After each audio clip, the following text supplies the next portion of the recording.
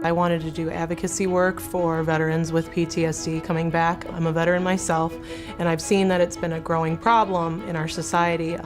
with the comeback of veterans from the war. And I actually switched because I saw that this was going to better fit my needs for my career in the future. I was homeschooled growing up, so I got to pick a lot of my curriculum and what I wanted to learn, and I saw that the major kind of had that same flow.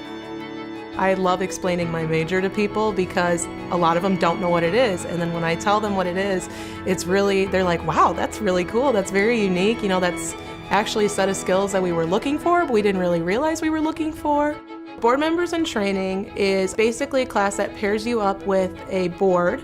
in the community, in the local DeKalb community, and you kind of get to see the different workings of how the board works, the different structures, the different policies and bylaws that are in place in order for you to know what a board is like when you go out into the working field. Because I, sit on a board of directors at a nonprofit, and because I'm doing internships with nonprofit, that is setting me up for a future career when I graduate.